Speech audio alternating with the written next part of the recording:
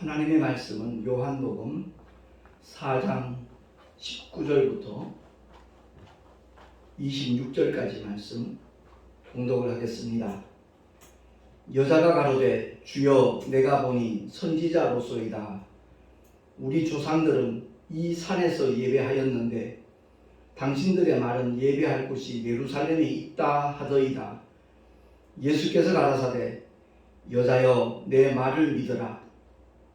이 산에서도 말고 예루살렘에서도 말고 너희가 아버지께 예배할 때가 이르리라.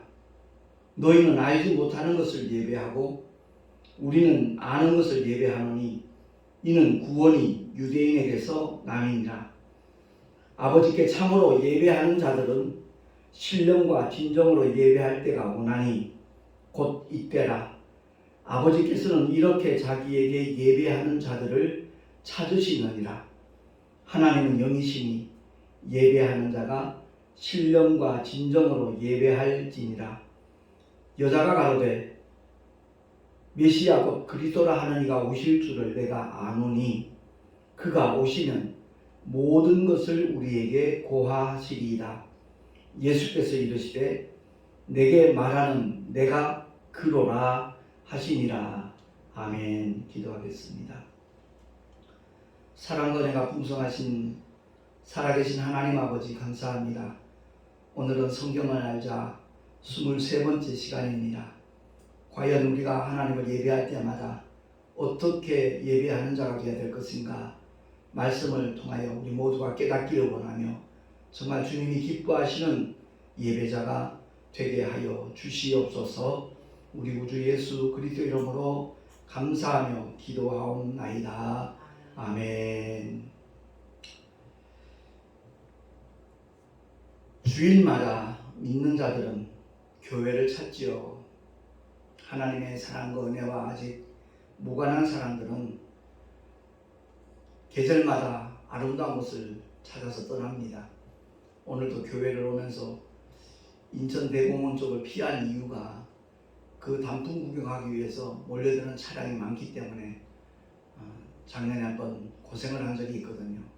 그래서 아예 그냥 구도로 이렇게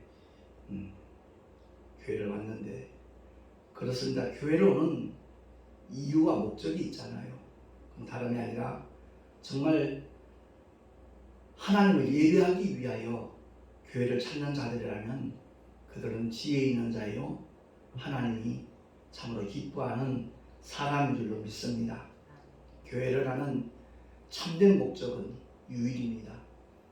주님의 성호를 찬양하며 경배하면서 하나님의 생명의 진리의 말씀에 귀를 기울이는 시간, 그 말씀에 비춰봐서 내가 아직도 그 말씀과 동떨어진 자리에 있다라면 깨닫고 주님 앞에 회개하면서 결단하면서 정말 그 생명길로 끊임없이 나아가고자 하는 그런 믿음의 사람들, 그들이 바로 하나님께서 기뻐하시는 사람이라는 거죠.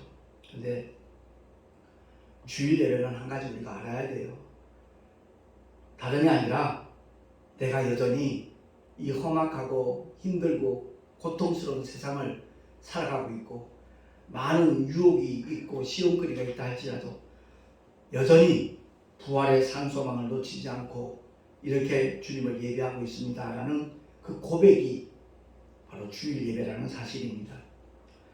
오늘 본문은 하나님께서는 과연 어떤 예배를 받으시는가에 대해서 주님이 직접 일러주신 말씀이잖아요.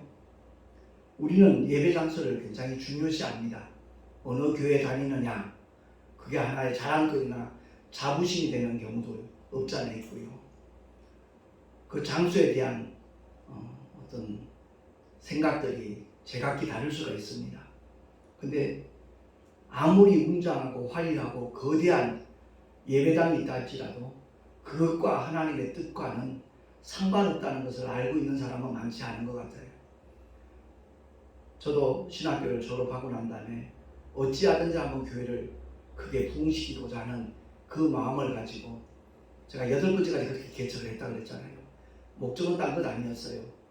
모이는 숫자가 내 마음에 차지 아니하고 더 많은 정말 성도들이 모여서 하나님을 예배하면 교회도 아름답게 지을 수 있을 것이고 그것이 하나님의 영광과 직결된다라고 생각을 했기 때문에 그런 목회를 24년 동안 해왔던 겁니다. 그런데 하나님의 영광과는 무관하다는 것을 깨닫고 정말 주님이 내게 요구하시는 바라면 주님이 맡기신 일이라면 목숨 걸고 감당을 해야 되겠다 이렇게 결단한 것이 불과 11년 전 얘기입니다. 그러니까 내 인생은 하나님을 알지 못하는 불신앙의 시절들이 있었고 신학을 공부하고 목회를 시작한 그 24년간의 목회는 어디까지나 내가 주인이었습니다. 내 생각과 내 느낌과 내 판단을 따라서 내 목적을 이루기 위해서 그래서 몸부림쳤던 시간들이고요. 그러나 11년 전에 정말 하나님의 뜻이 무엇인가 하는 것을 깨닫고 더 이상 병든 자아인 그 옛사람이 주체가 돼서 목회를 하는 것이 아니라 내 안에 와 계신 성령 하나님 주님이 감동 주시는 대로 주님이 이끄시는 대로 내가 순종하며 죽는 그 순간까지 하나님께서 내 영혼을 취하여 가는 그 순간까지 내가 정말 주님의 뜻을 이루는 일에 매진해야 되겠다 결단을 하고 개명까지 하고 지금 벌써 10년이 지났습니다. 눈에 보이는 것 아무것도 없는 것처럼 보일지 모르지만 저는 전혀 그렇지 않습니다. 하나님의 관심이 쏟아지는 곳 그것이 바로 하나님의 영광이 함께하는 곳이라는 것을 알기 때문에 오늘날 십자가 없이 부활의 영광도 없다는 건 누구나 다 알아요. 그러나 그 삶을 실제로 실천하는 사람은 그리 많지 않은 것 같습니다. 그렇습니다. 십자가의 고난 우리가 동참하는 게 어떤 일이라고 생각하는지 모르겠지만 그건 다른 것 없어요. 오직 주님이 맡겨주신 사명 복음 전파를 감당하고자 할 때 이상하게도 반대 세력, 방해 세력들, 회방하는 세력들 등장하거든요. 또 민노를 하는 사람들까지도 비아냥거리는 그런 현상도 일어나더라고요. 제가 택시 전도 9년 전에 시작하고 난 다음에 한 6개월쯤 지났을 때 만난 목사님들 가운데 몇 분이 그랬어요. 그래 김 목사님 그 대치에 가고 얼마나 교회가 많이 컸냐고 얼마나 부흥했냐고 그 말 속에는 뭔가 이렇게 비아냥거리는 그게 있더라고요. 정말 하나님이 물질 안 주시면 먹을 양식 없으면 금식하며 기도하고 목회에만 전념해야지 그 돈벌이에 나서도 되겠냐라는 나름대로 이렇게 책망 섞인 그런 말로 들리기도 했었습니다. 제 자격지심이었는지 모르겠지만 근데 그 순간 하나님께서 깨닫게 하신 것이 바로 호주 시드니의 무명의 노인 전도자 미스터 제너를 통해서 하나님께서 기뻐하시는 일이 바로 이런 것이구나. 내 눈에는 보이는 열매가 없는 것 같아도 결국 그 미스터 제너가 소천하기 얼마 전에 통계를 가지고 찾아온 기자가 있었거든요. 그를 통해서 복음을 들은 사람들 가운데 목회자가 수백 명이 생겼고 선교사님들도 생겼고 심지어 인도에서도 목회하는 하나님의 종이 생겼다라는 그런 얘기들 그를 통해서 복음을 받아들인 사람들 중에 정말 구원에 이를 수 있는 자들이 20몇만 명이 된다는 그 얘기를 듣고 그 미사 제너는 지금까지 내가 한 수고가 매일 10사람에게 복음을 전했는데 그것이 허사인 줄 알았더니 그것이 아니었구나 하는 것을 깨닫고 정말 기쁨과 감격 속에 주님의 품에 안겼다라는 그 유튜브의 기사를 보고 제가 다시 용기를 가졌던 거지요. 주변에서 뭐라고 말하든 그것과는 상관없다. 정말 복음의 씨앗을 뿌리는 것이 목적이니까 그 일에만 매진하겠다 마음을 먹었기 때문에 이제 2달만 지나면 만 9년입니다. 9년 동안 13만 명이라는 숫자를 만났다는 것 이것도 놀라운 일이지만 제가 더 감사하게 생각하는 것은 택시 손님들 가운데 90% 이상이 제가 나눠주는 말씀 소책자나 전단지를 받아갖고 또 요즘에는 유튜브 꼭 찾아보겠습니다. 구독하겠습니다. 이런 대답들을 하시는 분이 참 많이 있거든요. 물론 구독자는 늘지 않더라고요. 왜냐하면 유튜브 그러면 먼저 떠올리는 것이 그 세상에 재미있는 그런 내용들이 담겨져 있는 유튜브 보면 뭐 몇만, 몇십만, 뭐 몇백만 이렇게 조회수가 있잖아요. 아마 그런 걸 생각해서 짧고 재미있는 어떤 그런 동영상을 기대했다가 들어가 보니까 하나님의 말씀 전하는 시간이니까 그것이 이렇게 별로 와닿지 않고 마음이 끌리지 않으니까 구독하는 사람은 거의 늘지 않지만 그래도 요즘에는 좋아요 숫자가 자꾸 늘어나는 것이 굉장히 감사하고 제게는 참 어떤 위로가 되고 격려가 되는 그런 현상이기도 합니다. 어쨌든 우리는 예배하는 장소를 굉장히 중요시 하지만 하나님께서는 그렇지 않다는 거죠. 그래서 오늘 본문을 통해서 주님은 분명히 우리에게 일러주시는 거예요. 요한복음 4장 20절 21절 우리 한 목소리 다시 한번 합독을 하겠습니다. 시작. 우리 조상들은 이 산에서 예배하였는데 당신들의 말은 예루살렘에 있다 하더이다.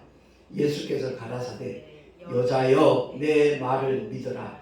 이 산에서도 말고 예루살렘에서도 말고 너희가 아버지께 예배할 때나 이르리라. 아멘. 그렇습니다. 우리 하나님은 외모를 취하시지 않는다 그랬잖아요. 겉으로 드러나는 어떤 멋진 장소, 건물 여기에 관심이 있는 것이 아니라 주님을 예배할 때 어떤 심령으로 어떠한 자세로 하나님을 예배하는가. 오직 우리 하나님께서는 우리의 중심을 살피시는 분이라는 것이죠. 그래서 온 몸과 마음과 성품과 목숨을 다하여 하나님을 사랑하는 그런 심령으로 예배하는 자를 하나님께서 기뻐하신다는 겁니다. 제가 언젠가도 그런 말씀을 드린 적이 있는데 이제 청년들하고 이제 찬양 집회를 주로 하는 어느 선교사님이 열심히 이제 찬양 인도를 하는데 저 중간쯤 앉은 분이 손뼉치며 다들 찬양을 하는데 자기 뺨을 자꾸 때리더라는 거예요. 좀 정신적으로 이상한 사람이 참석을 했구나 이렇게 생각하고 자꾸 눈길이 글로 갔지만 애써 이렇게 정말 찬양에만 집중을 했다는 거죠. 찬양 집회를 다 마치고 난 다음에 이제 출입문 쪽에 와서 인사를 나누는데 다들 이렇게 악수를 하고 반갑게 손을 잡고 이렇게 인사하고 나가는데 그 뺨을 때리는 사람이 이제 다가오는 거예요. 보니까 그분은 한쪽 팔이 없는 거예요. 그러니까 모든 사람이 손뼉을 치면서 막 짝짝 소리를 내면서 하나님을 찬양하고 경배했는데 자기는 마주칠 손바닥이 없으니까 자기 뺨을 한쪽 손바닥으로 때리면서 하나님을 찬양했다는 사실을 깨닫고 가슴이 뭉클했다는 거죠. 그분을 결코 잊지 못할 것 같다는 고백을 하는 것을 들은 적이 있습니다. 그렇습니다. 우리가 하나님을 예배할 때 어떤 마음가짐으로 어떤 자세로 어떤 태도로 우리가 예배하는가 이것보다 더 중요한 일이 없다는 것을 우리는 기억을 해야 될 것입니다. 주님이 분명히 말씀하셨잖아요. 아버지께 참으로 예배하는 자들은 신령과 진정으로 예배할지니라.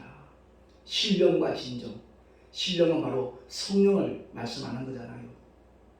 하나님은 참 신이시고 참 영이신데 그 성령의 감동, 감화와 인도하심이 없는 예배는 예배일 수 없다 하는 것을 암시하는 말씀입니다. 그리고 진정으로 진리의 말씀으로 예배하라는 거죠. 오늘날 성도들이 한 가지 이렇게 헷갈리는 부분이 뭐냐면 강단에서 목사님이 전하면 그게 전부 다 하나님의 말씀인 줄로 간주를 합니다. 결코 그렇지 않을 수 있습니다. 오히려 사탄의 소리하는 경우도 없잖아요. 있다는 것이고 사탄의 소리 아닐지라도 인간적인 생각, 인간적인 의도를 이 강단에서 선포하는 수도 얼마든지 있을 수 있다는 겁니다.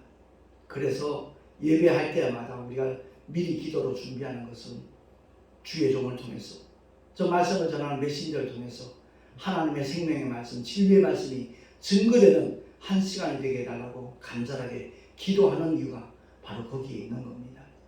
요즘 유튜브를 통해서 은혜 받는 분들도 많이 있지만 정반대의 형상도 얼마든지 있을 수 있거든요.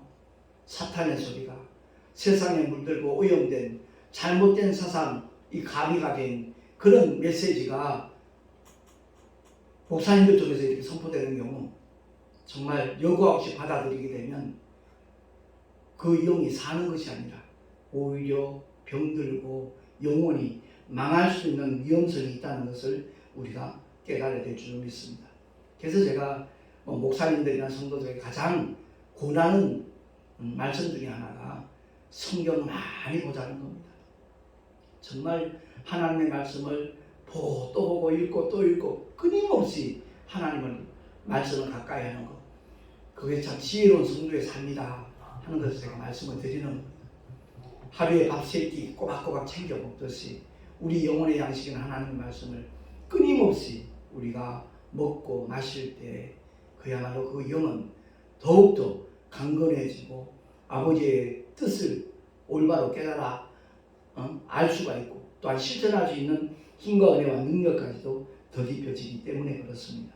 그래서 이 사마리아 여인이 얘기한 그 말에 대해서 주님이 확실한 말씀을 이렇게 예배하는 자의 자세가 어떠해야 될 것인가에 대해서 말씀을 하시니까 요한복음 4장 25절 한 번 더 합독합니다. 시작. 여자가 가로되 메시아 곧 그리스도라 하는 이가 오실 줄을 내가 아노니 그가 오시면 모든 것을 우리에게 고하시리라. 아멘. 모든 것을 고하시리라. 이 모든 것을 고하신다 그랬는데 주님이 내게 말하는 내가 그로라 그랬거든요. 이 모든 것의 내용이 바로 신령과 진정으로 예배하는 거라는 거죠. 어떤 시간과 장소의 개념이 아니라 하나님과의 관계라는 겁니다. 우리를 지으시고 우리를 또한 구원하시고 은혜를 베푸실 뿐만 아니라 저 천성을 향하여 한 걸음 한 걸음 나갈 수 있도록 우리 안에 들어오셔서 그야말로 생명길로 이끌어 주시는 인도 보호하시는 성령 하나님. 그래서 주님은 다른 보혜사가 너에게 오는 것이 하나님의 약속임을 분명하게 읽어주셨고 공생의 기간 동안 그렇게 주님과 동행했던 주의 제자들이 하나같이 실패했잖아요. 그런데 성령이 오시고 나니까 그들의 삶은 100% 바뀌어졌잖아요. 완전히 180도 방향전환이 되었잖아요.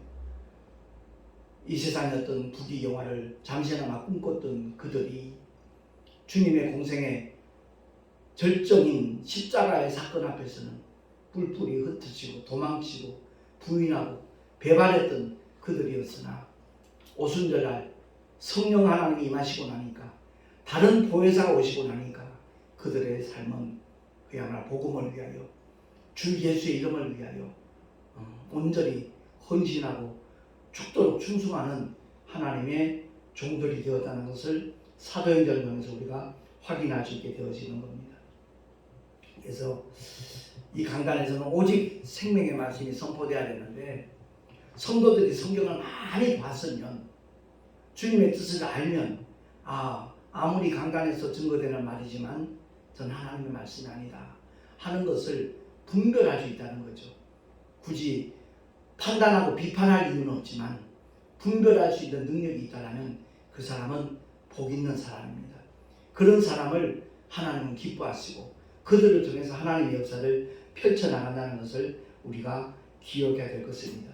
분명히 우리가 기억해야 될 것은 강단에서는 오직 생명의 말씀, 진리의 말씀만 선포되어야 되는데 잘못된 사상에 오염된 메시지들이 요즘 주님의 몸인 강단 위에서 영적으로 더럽히는 경우도 없잖아 있다는 거죠. 그래서 유튜버도 선별해서 우리가 대해야 되는 거예요. 그 선별할 수 있는 능력이 어디서 나타나는 겁니까? 내가 말씀으로 무장했을 때 그리고 그 말씀 붙잡고 끊임없이 성령의 감동을 따라 기도하는 사람들, 그들은 결코 속지 않죠. 오염되지 아니하죠. 우리 모두가 다 이와 같은 은혜가 넘쳐날 수 있기를 예수 이름으로 축원합니다. 구약에 많은 제사들이 드려지고 있지만 말라기 선지자를 통해서 하나님께서 하신 말씀이 말라기서 1장 10절이거든요. 합독하겠습니다. 시작. 만군의 여호와가 이르노라 너희가 내 단 위에 헛되이 불사르지 못하게 하기 위하여 너희 중에 성전문을 닫을 자가 있었으면 좋겠도다. 아멘.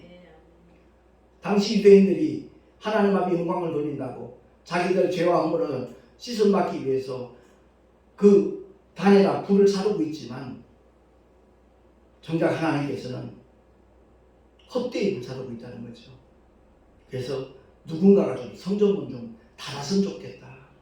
저런 제사 좀 그만했으면 좋겠다. 오늘날도 마찬가지예요. 저런 예배 제발 좀 그만뒀으면 좋겠다. 저런 부흥회는 안 했으면 좋겠다. 제가 어제 그제 어느 동역자 목사님을 만나서 대화를 나눴는데 거의 한 3시간 대화를 나눴어요. 이 영적으로 이렇게 같은 영성을 갖고 있으니까 정말 대화가 얼마나 잘 통하는지 몰라요. 그 목사님 얘기가 그런 얘기를 하더라고요.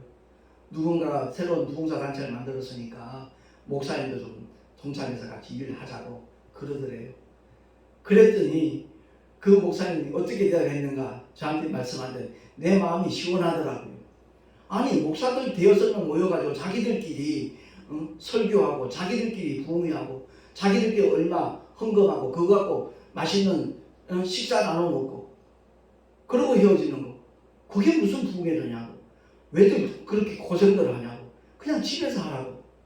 그렇게 직언을 했다는 거예요.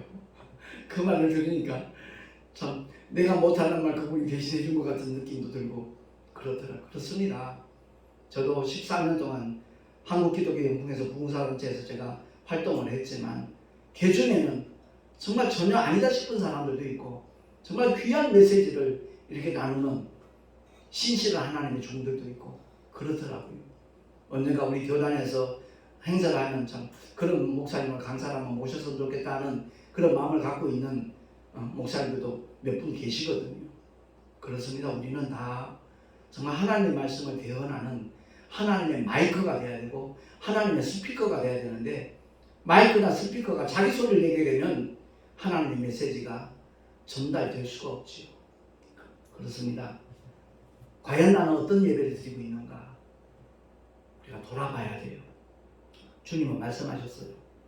수고하고 무거운 짐진 자들아 다 내게로 오라. 내가 너희를 쉬게 하리라 약속하셨고 그 약속은 지금도 그대로 지켜지는 줄로 믿습니다. 그런데 오늘날 한국교회는 더 많은 짐을 지우고 있어요. 일상생활 바빠요. 현대인들 정말 바쁘게 지내요. 하나님께서 수많은 여러 가지 종류의 예배를 요구하신 적이 없어요. 안식 후 첫날 사망 권세 깨뜨리시고 부활의 천년에 드신 예수 그날을 가리켜 주의 날이라고 해요. 그전에는 안식일을 지켰지만 오늘은 주일을 지키는 것이 아니라 주일은 예배를 드리는 거예요. 이상하게 지킨다는 말을 그렇게 좋아하는지 몰라요. 그래서 제가 영풍에 있을 때 농담 비슷하게 했던 얘기가 있어요. 독수리 오형제는 지구를 지키고 오늘날 교인들은 성도들은 주일을 지킵니까? 주일은 부활의 산소만을 가진 믿음의 사람들이 한자리에 모여서 주 예수 이름을 높이며 경배하며 찬양하며 그 생명의 말씀을 다시 한번 묵상하면서 영광을 돌리는 예배하는 날이지 주일을 지키는 날이 아니에요. 제가 택시에서 만난 많은 사람들 중에 한 얘기가 바로 그런 거예요. 주일을 지킨다는 그 말에 대해서 자기들도 이해 못하는 부분이 있다는 고백들을 하더라고요. 주일날 교회 가서 1시간 예배에 참석하면 주일 지켰대요. 그 나머지 시간 자기 멋대로 살아요. 자기 마음대로 살아요. 그런데도 주일을 지켰다고 얘기하는 것이 너무나 정말 이해가 되지 않고 그것 때문에 염증이 생기더라는 그런 얘기를 하는 택시 손님을 만난 성도들이 여럿이 있었거든요.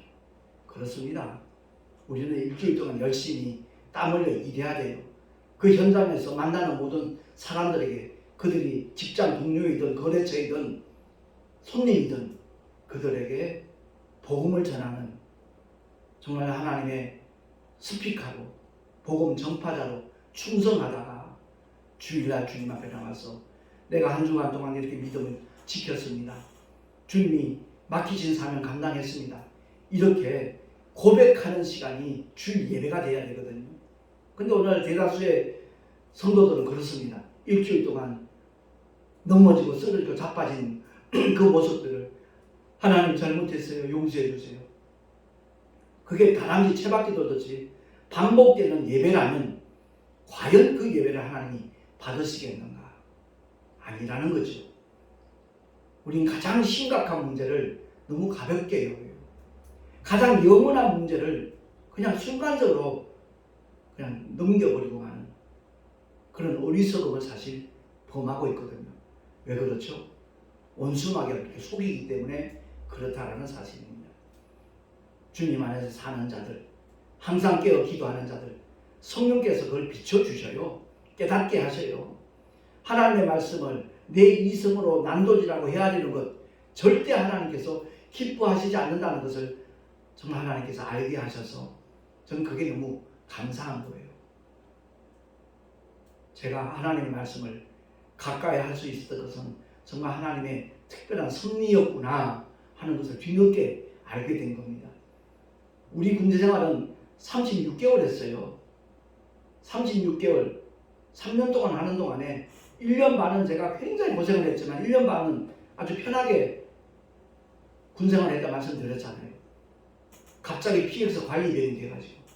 그러니까 PX 사병은 근무 시간에도 이제 장교들과 부사관들은 PX를 이용을 하니까 하루 종일 PX에 있는 겁니다. 저는 거기에다 야전 침대 놓고 아예 잠도 거기서 자니까요. 그러니까 24시간 PX에 있는 거죠. 근데 월요일부터 금요일까지는 특히 일과 시간 시작하는 9시부터 점심시간 시작하는 12시까지 3시간은 나 혼자 있는 겁니다. 거의. 그리고 점심시간 끝난 오후 1시부터 일과가 끝난 6시까지 5시간은 또 혼자 PX에 있는 겁니다. 나 혼자만 있는 시간 거의 8시간이에요. 처음 하나님의 사랑을 깨닫는 그런 입장이다 보니까 하나님의 말씀이 어찌 그리 달콤하고 좋은지요. 그 말씀을 그냥 근성으로 읽어본 적이 없었던 것 같아요.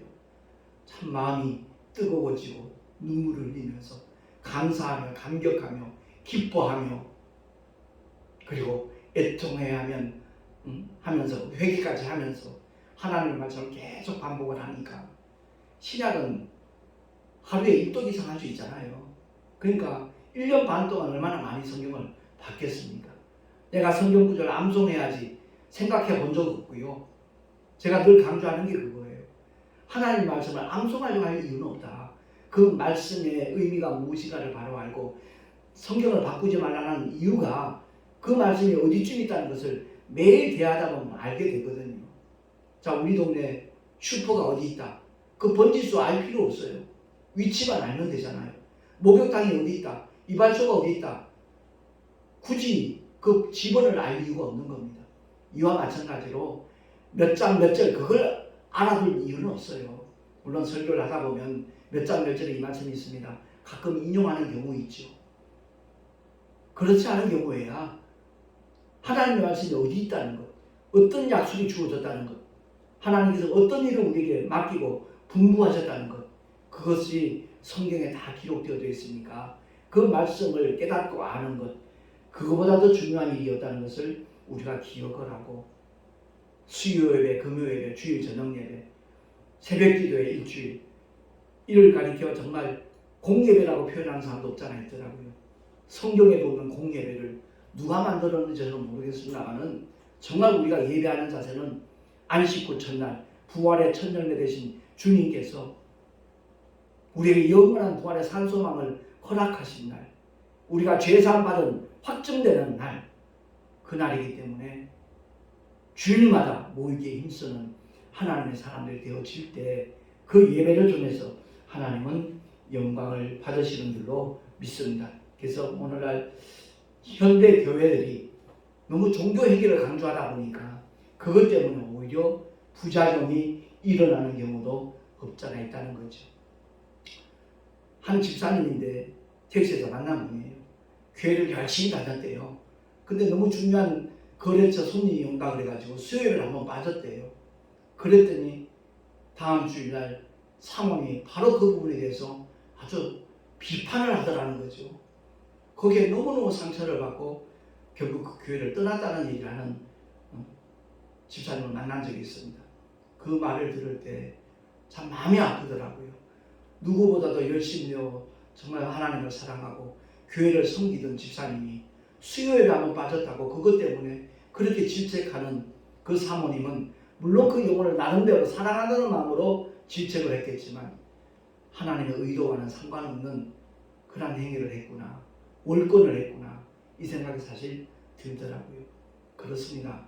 종교행위 강조하는 것 아니에요. 기도에 무조건 참석해야 된다고 부담 주는 것 하나님께서 기뻐하실 일이 아니에요. 주님은 은혜 가운데 자유롭게 성령 안에서 무시로 기도하는 것. 이 성령 안에서 무시로 기도한다는 말이 쉬지 말고 기도하라는 말씀과 일맥상통한다는 것을 우리는 알아야 됩니다. 그래요. 교회에 와서 정말 정해놓은 시간에 정해둔 장소에서 집중해서 기도하는 것 귀하고 아름답지요. 그러나 그것만을 강조하다가는 결국 상처받는 영혼 생기고 실족하는 영혼도 만들어낼 수 있다는 것을 우리가 간과해서는 안 될 것입니다. 결론적으로 하나님께서는 장소와 횟수의 문제가 아니라는 거죠. 예배하는 자의 마음가짐, 태도, 자세, 그 중심이 과연 하나님을 향한 것인가? 그리고 정말 하나님께서 우리에게 무엇을 요구하시는지 거기에 귀를 기울이는 그런 성도의 예배인가? 거기에 따라서 하나님 그 예배를 받으시기도 하고 거부하시기도 한다는 거죠. 가인과 아벨의 제사를 통해서 바로 그 점을 우리에게 일깨워주고 교훈하는 것이 아니겠는가. 70년도, 80년도에 한국교회가 엄청 부흥했잖아요. 부흥회를 통해서 또 기도원 집회를 통해서 엄청 부흥을 했습니다. 근데 그 일이 중단되니까, 그 횟수가 줄어드니까 그 뜨거웠던 믿음들이 전부 다 식어져 나가고 세상으로 다시 되돌아가는 현상, 아무도 아마 부인 못할 것 같아요. 바로 그것입니다. 어떤 종교 행위를 막 강조할 때 그때는 굉장히 뜨겁고 일어나는 것 같지만 그 행위가 끝나버리면 다시 원점으로 돌아가는 것, 이런 악순환이 더 이상 반복돼서는 안 되기 때문에 우리가 하나님을 예배할 때마다 주님이 요구하시는 바가 무엇인가, 주님이 뜻하시는 바가 무엇인가, 거기에 귀를 기울이고 우리 안에 와 계신 성령 하나님께서 일일이 조명을 해주시거든요. 감동과 하나를 주신단 말입니다. 누구에게? 하나님의 말씀으로 무장한 사람들에게. 그러니까 예수님의 제자들이 3년 이상 공생의 기간 동안 귀로 듣고 눈으로 보며 듣고 온몸으로 체험하면서 하나님의 말씀을 들었잖아요. 그 말씀을 듣고 아는 자들에게 성령 하나님이 임하셨을 때 그런 생명의 역사가 나타난다는 것이지, 하나님의 말씀을 전혀 알지도 못하는 사람들에게는 성령의 역사가 그렇게 세밀하게 강하게 일어날 수가 없다는 것을 우리는 하나님의 말씀을 통해서 알게 되는 겁니다. 왜? 성령이 오셔서 내가 너에게 한 말 생각나게 하시리라. 주님이 그렇게 일러주셨잖아요. 그렇기 때문에 우리는 어떤 종교 행위만 강조하지 말고 말씀으로 무장하고 거기에 성령의 인도하심을 받으리라. 우리 모두 결단하셔서 언제 어디서든지 하나님의 뜻대로 쓰임받을 수 있는 주님의 귀한 일꾼들이 될 수 있기를 예수 이름으로 축원합니다. 요한계시록 1장 10절 말씀해 보니까 사도 요한이 주의 날에 성령에 감동했다고 했습니다. 그 주의 날이 바로 오늘날 일요일이에요. 안식 후 첫날이에요. 그러니까 요한계시록을 기록할 때도 주의 날 성령께서 강하게 역사하셔서 우리의 영원한 소망에 대하여 정말 기록하도록 하나님은 섭리하셨다는 것을 우리가 잊지 말고 늘 주의 말씀을 가까이하고 사랑하고 무장해서 그 진리의 영이신 성령 하나님이 이끄시는 대로 끝까지 순종하며 따라가는 우리 모두가 될 수 있기를 예수 이름으로 축원합니다. 기도하겠습니다. 하나님 아버지, 얼마나 많은 예배를 드리느냐, 그것이 문제가 아니라 정말 주님을 예배할 때 우리가 어떤 자세로 예배를 드리는 것인가. 오늘날 개척교회와 작은 교회들을 부담스러워하는 성도들이 있습니다. 그러나 분명히 알아야 될 것은 주님의 고난에 동참하는 자에게 그야말로 부활의 영광이 주어진다는 것을 우리가 기억을 하고 언제 어디서든지 주께서 허락하시는 대로 이끄시는 대로 순복하며 나가는 하나님의 사람들, 진리의 사람들, 성령의 사람들 더욱더 많아지게 하여 주시옵소서. 우리 구주 예수 그리스도 이름으로 감사하며 기도하옵나이다. 아멘. 교회 소식 주보를 참고하시기 바랍니다. 내일 모레 또 우리 총회 동아신학교 이사회가 야외 예배로 드리게 됩니다. 위에서 좀 기도해 주시면 감사하겠습니다. 우리 신학교가 더욱더 이렇게 활성화되어지고 예전에 그 동아신학교의 명성을 되찾을 수 있도록 우리 모두가 함께 기도할 때 하나님께서 분명히 크게 역사해 주실 줄 믿습니다. 우리 모두가 다 정말 우리 합동농신총회 새로 이렇게 선출된 임원진들을 위해서 중보 기도해 주시는 한 1년 동안 주님이 맡겨주신 사명을 제대로 감당할 수 있는 그런 임원회가 되지 않겠는가 생각합니다. 위에서 중보 기도 부탁드립니다. 드린 예물 위하여 잠시 기도하고 축도로 예배를 마치겠습니다. 살아계신 하나님 아버지 감사합니다. 우리가 어떤 예배를 드려야 될 것인가, 어떤 마음가짐과 자세로 예배해야 될 것인가, 오늘 주의 말씀을 통하여 다시 한번 깨달았습니다. 세상의 가치관에 휩쓸리지 않게 하시고 오직 주님이 요구하시고 명하신 대로 순복하며 나가는 우리 모두가 되게 하시고 또한 그러한 예배를 드릴 수 있는 예배자들이 되게 하여 주시옵소서. 주님을 예배하며 귀한 예물을 주 앞에 드렸습니다. 11조와 여러 가지 헌물들 주님 기쁘시게 받아주시고 주의 영광을 위하여 아버지의 거룩하신 뜻이 이루어지는 일에 요긴하게 쓰임받게 하여 주시옵소서. 드린 속결들마다 복된 자들 되게 하시고 그들이 계획하고 추진하는 모든 일들이 하나님 은혜 가운데 잘 순적히 이루어질 수 있는 은혜까지도 허락하여 주시옵소서. 이 예배를 통해서 정말 우리로 하여금 깨닫게 하신 하나님의 뜻 신비에 새기게 하시고 내 주변에 있는 많은 사람들에게 그러한 은혜를 함께 나눌 수 있는 우리 모두가 되게 하여 주시옵소서. 우리 구주 예수 그리스도의 이름으로 감사하며 간절히 축복하며 기도하옵나이다. 아멘.